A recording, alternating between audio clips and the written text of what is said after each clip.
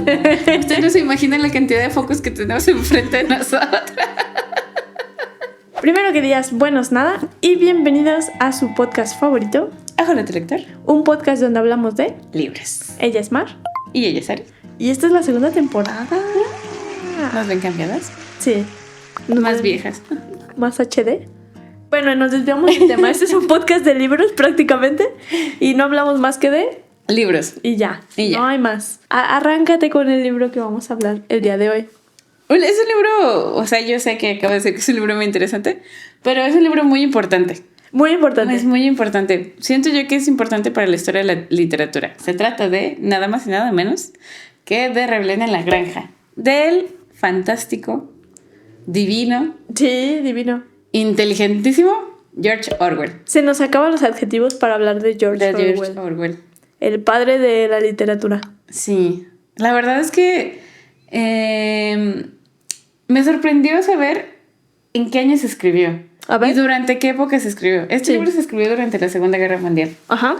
Y se publicó en 1945, ya cuando había pasado la Segunda Guerra Mundial. Órale. Pero se popularizó en 1950. ¿Por? Ok. O sea, Yo fue pensé que... el transcurso natural de las cosas y le Ajá. tomó como 5 años Despegar. popularizarse, pero yo siento que tiene que ver mucho con el contexto de... Sí, claro, vienes de una guerra. Pues sí, no manches, era una nueva normalidad. Entonces, Sí. Primero te preocupaste por lo importante. ¿Por no morir? Por no morir y después por leer. Ya después te Entonces, pusiste a leer. Ya que estabas ya relajado, dijiste, ¿qué es esto? Sí. Es un libro que ya tú nos dirás más a fondo de qué trata, Ujú. pero es una crítica directa Total. a Rusia. A Rusia. No hay más. Bueno, a Rusia y a la Alemania nazi. En Tintes. general a todo totalitarismo, pero por la época en la que fue escrita, muy orientado a Rusia. Sí. ¿De qué trata Rebelión en la Granja?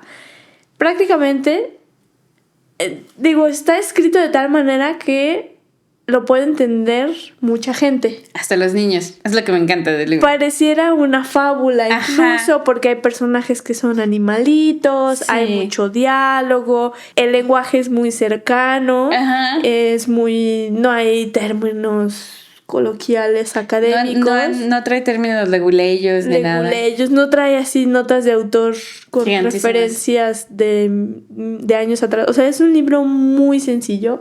Se siente como una fábula, se siente como Ajá. un cuento. Y hay una crítica muy dura al totalitarismo. Por eso decimos que George Orwell es uno de los padres de la literatura.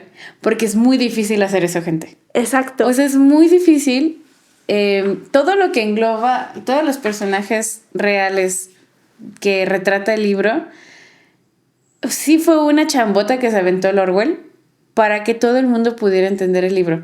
Sí. O sea, sí es una crítica muy dura, pero hecha de una manera muy sencilla. Pareciera que es muy simple el libro, Ajá. pero hacer esa chamba de No manches. eliminar tecnicismos, no poner esas ganas de los autores de poner palabras rebombantes Ajá. y ahorrarte esas ganas para ser claro, corto. Es un libro que te lees. Está muy sintetizado. Un tema muy complejo de una manera sintetizada, pero para que la pueda entender todo el mundo. Todo el mundo. Creo que ese era el objetivo de George Orwell, Sí. que todo el mundo lo entendiéramos y que todo el mundo nos indignáramos por lo mismo. ¿Por qué? ¿De qué trata Rebelión en la Granja? Sí. Tenemos Primero que nada. un resumen muy simple. Inicia con una granja que está bajo el control de un humano. Ajá. Administración y control de un humano que es Jones. Sí, el Si señor mal no Jones. recuerdo, el señor Jones. Ajá. Es una granja común y corriente. Sí. Donde hay cerdos, caballos, ovejas. Una granja. Imagínensela. Imagínense a Garfield. No. Garfield.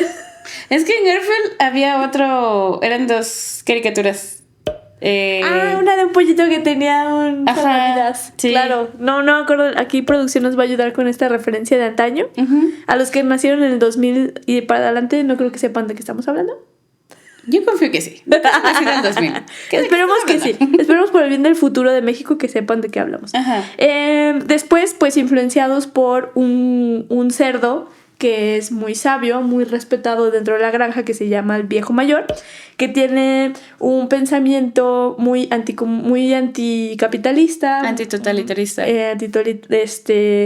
Más orientado hacia el socialismo, muy Marx, de la época. Sí, estamos leyendo tal cual a Marx, lo estamos viendo en este cerdo, obviamente no con la complejidad del lenguaje de Marx, pero sí muy orientado a, pues es que se nos explota, nuestro trabajo beneficia a unos cuantos, que son los propietarios, no es justo lo que se nos da, solo se nos da alimento y estas personas se enriquecen con nuestro trabajo.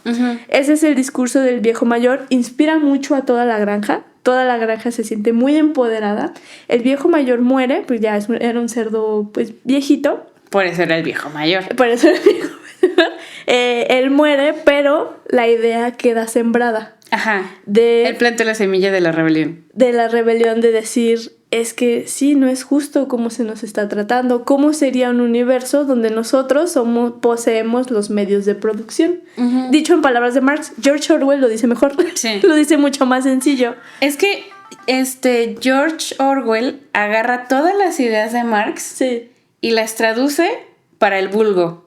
Sí, exacto. Entonces los mandamientos que deja el viejo mayor son las principales ideas que tenía Marx. Sí, muy sintetizadas. Sintetizadas. Traducidas, masticadas para que todo el mundo la entienda. Más que para la entiendas, para que la sientas y te haga sentido.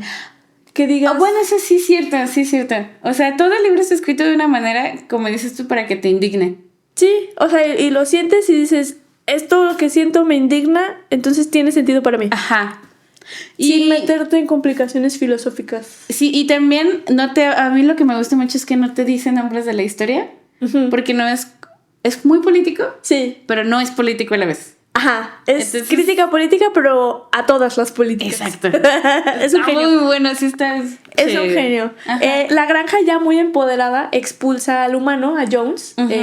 Es la rebelión en la granja, se rebelan, lo expulsan, se convierten en la primera granja de la historia independiente, administrada por animales y para animales.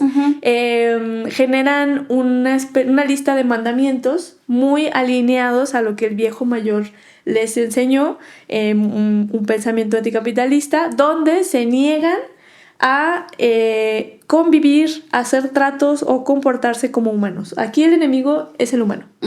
Entonces, esta nueva política, esta nueva granja, pues necesita liderazgo. Si bien todos somos animales, necesitamos pues sí un rumbo, ¿no? Porque sí, o sea, un enfoque muy democrático. Sí, los cerdos, que son los seres más inteligentes de la granja, asumen este liderazgo. Aquí empiezan, obviamente, como todos los libros que hemos leído, El Señor de las Moscas. Justo estaba pensando en El Señor de las Moscas. Tenemos dos líderes. Sí, me acordé mucho del Señor de las Moscas. Tenemos dos líderes que son Napoleón y Bola de Nieve. Bola de Nieve, el bueno, que ve por el pueblo, que se preocupa por el futuro, que ve por las condiciones laborales de la granja. Y Napoleón, que se ve que es... que disfruta del poder. Ambicioso de poder. Tenemos visitantes el día de hoy en el set. Nuestros productores ejecutivos vinieron a supervisarnos. Por estar aquí presentes. Para no hacerles el cuento largo, pues ya saben cómo termina esto, ¿no? Generan estos mandamientos muy orientados a los ideales del viejo mayor, que es pues 4 patas sí, 2 patas no. Son mandamientos muy sencillos, que de hecho hasta hay una canción de 4 patas sí, 2 patas no, en fin.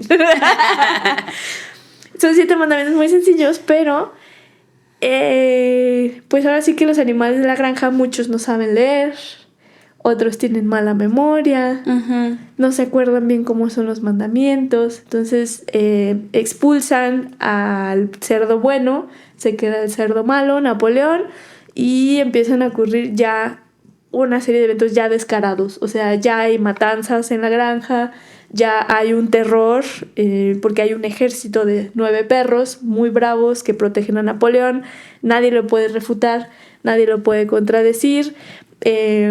Los animales cada vez trabajan más y cada vez se les da menos alimento. Y o sea, termina siendo peor que cuando estaba el señor Jones. Exactamente. Los cerdos se hacen cada vez más gordos, cada vez se parecen más a los humanos e incluso los animales empiezan a vivir una realidad peor que cuando eran gobernados por Los humanos. humanos. Entonces... Ahí, discúlpame, igual y yo estoy confundiendo los libros, pero Napoleón termina caminando en 2 patas, ¿no? Sí, exacto. Sí. Entonces, realmente este es el resumen del libro. Uh-huh. Esto es a grandes rasgos lo que ocurre. Es desgarrador ver cómo Napoleón poco a poco manipula a través del discurso, que sí. Es Chillón. Chillón es como el vocero del gobierno de Napoleón. Uh-huh. Manipula de tal manera el discurso que Napoleón siempre queda bien parado, siempre es el héroe, el camarada del que es un genio, hay que trabajar más para apoyar las ideas del Napoleón, y el Napoleón se está haciendo rico a costa de los animales de la granja, gordo, borracho, uh-huh. A costa de los animalitos. Y vemos la realidad de los animalitos, que es el pueblo. Sí. A través de los caballos, el burro, las ovejas, que siguen al gobierno sin cuestionarlo. O sea, me recuerda un poco, ¿te acuerdas de Corazón de Perro? Exacto. Ajá. Dicho este resumen, ¿tú hace cuánto lo leíste? Lo leí hace muchos años. La verdad es que yo no quise volver a leer el libro porque mi teoría era que ese libro estaba hecho también para que lo entendieran los niños, aunque no supieran de historia. Yo lo leí siendo, pues tenía 12 años, no, como 14 años cuando lo leí. Muy joven. Sí, estaba muy chica. Y aún así, se me hizo un libro que a la fecha, que yo tengo 29 años, ¿sí? Lo sigo recordando con mucho detalle. Uh-huh. Porque no fue una lección de historia. Yo soy pésima para los nombres, gente. y fechas. Pero, si algo me causa mucho impacto, se me queda súper grabado en la memoria. Uh-huh. Yo a Napoleón no lo he podido olvidar. Exacto. Creo que Napoleón es el personaje que menos olvidas. Sí, o sea... Y a mí, cuando yo lo leí, sí me funcionó como una fábula, uh-huh. Porque yo siempre estaba pensando, duré muchos años de mi vida pensando en no convertirme en Napoleón. Ya. Porque siento yo que todos tenemos la posibilidad de corrompernos con el poder. Sí. Y dicen que el poder no te cambia, solo magnifica lo que eres. Sí. Entonces, siento yo que Napoleón es este personaje que vio la oportunidad, la tomó y la maximizó. O sea, como que siento yo que cuando tienes poder, sin poder no te imaginas todo lo que puedes hacer, uh-huh. Con poder. Sí. Entonces siento que la visión que tienes de las cosas, como decía hace ratito, solo se maximiza. Sí. Y algo que me gusta mucho del libro es la representación. Es como, yo lo siento como una obra de teatro, uh-huh. Y que cada animal es la representación de algo. Sí. El señor Jones, sí. Representa a todo el gobierno zarista, sí, de los rusos. Los zares rusos. Ajá. Después tenemos al viejo, ¿cómo se dice? El viejo mayor. Viejo mayor, perdón. El cerdo sabio. Que representa a Marx. Y creo que me parece que es las ideas en Rusia está bajado, creo que a... a Lenin. A Lenin, perdón. Sí. Ajá. A Lenin. Y luego tienes a Napoleón, que es Stalin. Sí. Y tienes a Snowball, que es León Trotsky. Ajá. León Trotsky, que también era un idealista, que luchaba más por la igualdad y la justicia para el pueblo ruso, uh-huh. Que fue, pues, lo corrieron de Rusia. Exacto. Exactito que a Snowball, bueno, a Bola de Nieve. Ajá. Y tenemos, por ejemplo, a Chillón. Sí, Chillón, hijo de la... Que esta es la representación de toda la propaganda. Sí. Que de hecho, o sea, podríamos decir que la propaganda rusa, pero también se parece mucho a la 4T. Se parece a toda propaganda populista. Al trompas. Popular. No, bueno, y democrática. Bueno, creo que no... Sí, no está orientada a un tipo de gobierno, ni derecha ni izquierda, sino es la propaganda política. Manipuladora. Sí. Híjole. No sé si odio más a Napoleón, que es un maldito tirano, o a Chillón, que es un manipulador que quiere hacer creer a la gente, o los animalitos, que Napoleón es bueno. Me da mucho coraje Chillón. Uh-huh. Sí, la verdad es que siento que es un libro que es atemporal. Sí. En cualquier momento que tú lo leas, va a estar pasando lo mismo en cualquier parte del mundo. ¿En qué año fue escrito? En 1945. Tiene 86 años y sigue siendo lo mismo. Sí. Y peor. Y peor. Sí, y peor porque, o sea, ahora la propaganda... Antes la propaganda era en periódicos. Y la gente, la ignorante. Y todavía la gente leía, leía la propaganda. Ahora ya no leen. Sí. Ahora ya te aparece propaganda. O sea, a lo que yo me refiero con ya no leen es que ya ni siquiera leen el artículo. Con que tú le pongas un título amarillista a una noticia, con eso basta. Entonces... No, ¿y sabes qué pasaba antes? Bueno, había mucha gente muy ignorante que no sabía leer, que se le olvidaba qué había pasado, qué había dicho tal gobernante. Pero siento que Napoleón y Chillón en Rebelión en la Granja sí tienen esta estrategia para engañar, disfrazar las cosas. Siento que la política actual ya les vale. Es como, soy un asesino. A ver, haz algo. A ver, haz algo. Y de repente ves a la OTAN y a la ONU. O así. Usted sabe de quién estamos hablando. Claro. Pero... es de color naranja. Sí. O sea, da coraje los dos, ¿no? Uno como que ya es descarado, ya ni siquiera lo disfrazan. Y otro que es Napoleón y Chillón y la política más de esos tiempos, que era manipular, aprovechar, abusar de la falta de información, falta de educación para hacer lo que querían. Al final todos hacen lo que quieren. Antes se disfrazaban más. Pues sí. Entonces, es un bastante buen libro. O sea, George Orwell es muy buen escritor. No les traemos tanto de la biografía de George Orwell, pero tiene otro libro muy bueno que es 1984. 1984. Ese ya más enfocado a la ciencia ficción. Sí. Bueno, distopía. No, creo que es distopía. Distopía. Creo. Yo contemplaría distopía ciencia ficción porque también utiliza mucha tecnología de observación, ¿verdad? Ajá. Como el Big Brother. Puede ser, pero como no lo veo tan orientado a la tecnología, yo creo que es distópico. Bueno, un libro distópico. Sí. Es muy bueno en simplificar. Sí. Críticas muy fuertes a la naturaleza humana. Sí, al gobierno humano. Sí. Digo, al gobierno, perdón. Sí. Rebelión en la Granja, yo lo leí muy joven también. A mis probablemente primeros 20s. Me indignó muchísimo Napoleón.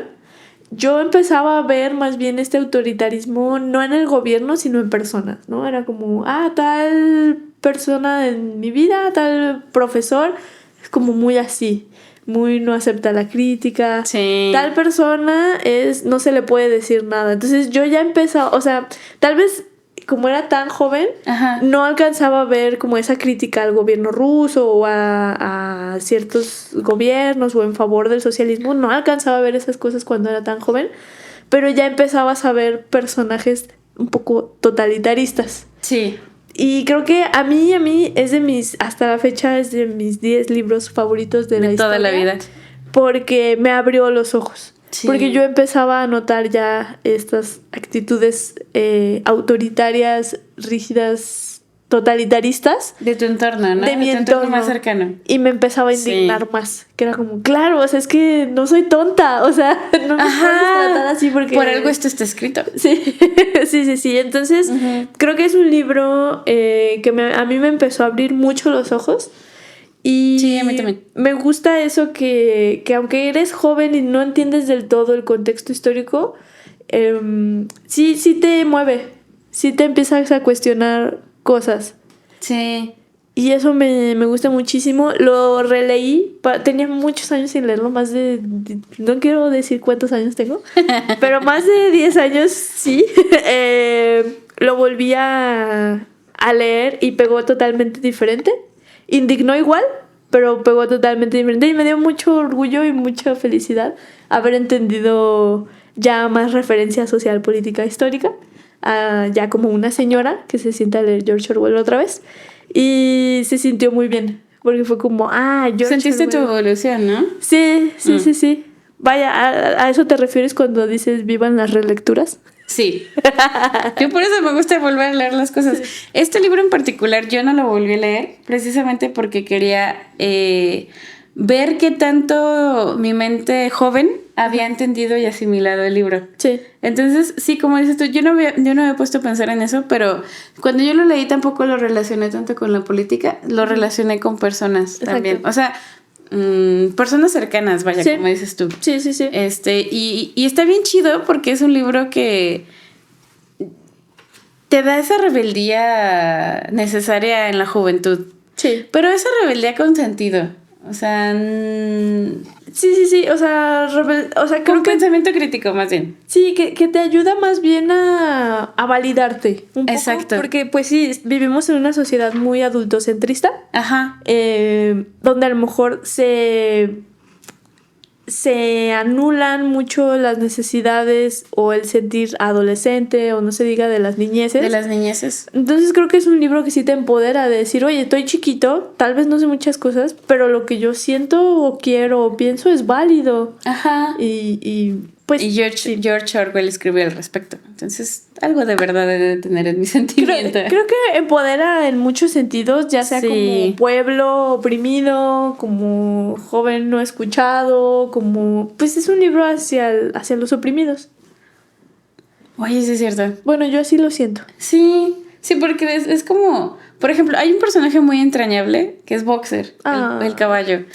O sea, siento yo que de todos los personajes del libro es con el que más te puedes sentir identificado, ¿no? Y más indignada. Sí, porque es este ser que quiere lo mejor para su pueblo y es completamente manipulado y se aprovecha mucho de su buena voluntad. Sí. Y de su buen corazón. Entonces, el final de ese personaje es como de... Sí. Te da mucho tristeza porque ya ahorita que estamos más grandes y que vemos, ya tenemos completo acceso a la vida laboral, pues hemos conocido a muchos boxeros en nuestra vida. Uh-huh. Y siento hemos sido boxer en nuestra vida. Entonces, te indigna el doble. Sí, bueno, para esto una explicación rápida. Boxeador es un caballo que viene siendo la clase obrera. Ajá. Trabaja... Se pone la camiseta. Se pone la camiseta. Trabaja de sol a sol y él piensa que trabajando más duro va a solucionar su aportación a la sociedad es trabajar más duro. Ajá. Y es que aquí no lo ve en un ámbito de la meritocracia. No. No, porque él no trabaja para él. Él trabaja para su pueblo. Para que todos se vean beneficiados. Ajá. Y mientras yo más trabaje, antes vamos a salir de esta pobreza, de esta necesidad. Sí. Y el gobierno, ¿qué hace? Ve a este personaje y se aprovecha de esa buena voluntad. Sí, lo ve como un ser explotable. Ajá, y dice, pues es que hay que trabajar más, hay que trabajar más y hay que trabajar más. Y pues sí, lo queman. Lo queman. Tiene un accidente laboral. Uh-huh. No sé si haya crítica ahí yo creo que sí. A la seguridad de higiene laboral. Sí, y a las condiciones laborales. Tiene un accidente laboral, boxeador.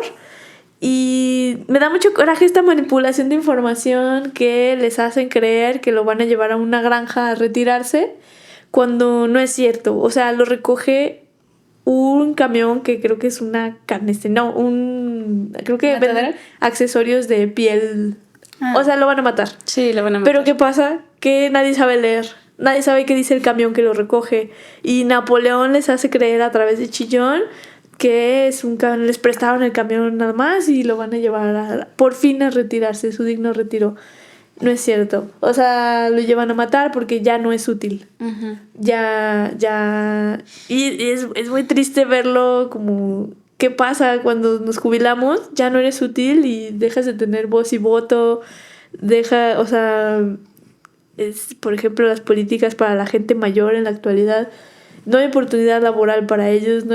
Son pocas las oportunidades de recreación. Entonces, ya no eres productivo y te vuelves invisible para la sociedad y para el gobierno. Para el gobierno. Y de hecho, o sea, en la actualidad uno ve que la edad laborable cada vez es más bajita. Sí. O sea, ya en tus 30 puedes estar obsoleto para muchas empresas. Sí, exacto. Entonces sí es triste leer Rebelión en la Granja, porque si lo comparas con la realidad, estamos mucho peor. Sí. Y o es exactamente eso, y ves en la Rebelión en la Granja que los animales no pueden hacer nada contra el poder. Exacto. Entonces es triplemente frustrante porque ¿qué puedes hacer frente al poder? Nada. Y más un poder como el de Napoleón, que si te opones, te matan. te masacra en la plaza. Llega un punto donde ya no vale la pena luchar porque tienes demasiado miedo y estás demasiado cansado. Solo quieren que denunciemos para ver quién levantó la voz, para saber a quién silenciar. Uh-huh. Entonces, es algo que refleja el libro. Sí, es muy... Es indignante. Es indignante porque estás... bueno, en este libro los animalitos están... No hay nada que puedan hacer. Huir no sé, huir es la única opción, tal vez. Es imposible porque hay 9 perros rabiosos vigilando. No puedes... Y lo peor es que sientes que algo está mal, pero no sabes qué es porque a lo mejor la educación no te da para entender que está mal. Después los animales descubren... Porque los mandamientos eran muy sencillos, muy simples, muy para que todo el mundo pudiera entenderlos. Y concretos. Ajá. Y recordarlos. Ajá. Y de repente se empiezan a agregar detalles como ningún animal dormirá en una cama. Ese era uno de los mandamientos, como haciendo referencia de alejarnos de los humanos. Y de repente un día amanece el mandamiento como ningún animal dormirá en la cama con sábanas. Y entonces era como, sí decía eso, sí, chillón, ¿no? El vocero. Sí, no, nosotros usamos las camas, pero sin sábanas. O sea, estamos cumpliendo el mandamiento. Como ese tipo de manipulaciones que empiezan a hacer de a poquito, que van estirando en beneficio de los cerdos, que son los que se están haciendo más ricos. Y ya al final ya es un descaro, ya ni siquiera sutil, borran todos los mandamientos. Y el último mandamiento, si no mal recuerdo, era todos los animales somos iguales, pero hay unos animales que son más animales que otros. Una cosa así como... No todos somos iguales. Ajá. Es que es como, por ejemplo, se supone que en México, que es donde somos nosotras, hay algo que se llama Ley Federal del Trabajo. Sí. La Ley Federal del Trabajo se hizo gracias a gente que hizo sindicatos, que peleó, que luchó. Obviamente cuando empezó a crearse la Ley Federal del Trabajo estaba hecha para que todo el mundo pudiera entenderla. Sí. Ya no se puede entender. O sea, por eso les decíamos al principio que el libro está hecho de una manera que no tiene lenguaje leguleyo. Leguleyo, o sea, es... Rimbombante, pues. Leguleyo hace referencia a una persona que habla de las leyes, pero a su manera de entenderlas e interpretarlas las hace de manera incorrecta. Entonces, es bien curioso cómo cada especialización de profesionistas tiene su lenguaje, pero el lenguaje que debería ser el más humano, más bajado hacia la tierra, bueno, hacia el lenguaje... Más cercano, perdón. Son las leyes. Sí. Y es uno de los lenguajes más difíciles de entender. Necesitas forzosamente un abogado. Un abogado para que interprete la ley. El libro refleja muy bien esto, o sea, cómo algo que empezó siendo muy simple porque era del pueblo para el pueblo, termina siendo manipulado para gaslightearte. En beneficio de... y en beneficio de unos pocos, sí. Para sufrimiento de unos muchos. Sí, sí. ¿Qué calificación? Bueno, lo leíste hace muchos años, pero... Yo le doy un 10. Yo también le doy un 10 a Rebelión en la Granja. Creo que es nuestro primer 10. Sí. Felicidades, George Orwell. Sí, sí. Nada menos que a George Orwell. ¿Recomendarías este libro? Claro que sí. Ampliamente. Ampliamente. A todos. Yo creo que desde niño... Yo creo que es un libro muy bueno para dárselo a los niños a que lo lean. Sí, y después releerlo ya como señor. Ajá. Porque te indigna diferente. Sí, o sea, creo que es un libro que debería enseñarse desde la infancia y seguir como que recalcando sus enseñanzas a lo largo de nuestra vida. Sí, no olvidarlo. No hay que olvidar ese libro. Creo que es un libro que estaría bien que se relea cada 5 años. Sí, cada cierto tiempo. Cada cambio de gobierno. Cada cambio de gobierno. Sí, porque pega diferente, se entiende diferente. Pero es, como les decía, es un libro atemporal. Sí. Es un libro que siempre va a poder aplicarse. Y lo peor es que ya siento que ese libro se quedó corto con las atrocidades que hace la humanidad en el presente. Sí, y, o sea, sí, sigue siendo relevante 80 años después. ¿Cuántos dijimos? 100. Ya soy buena en matemáticas.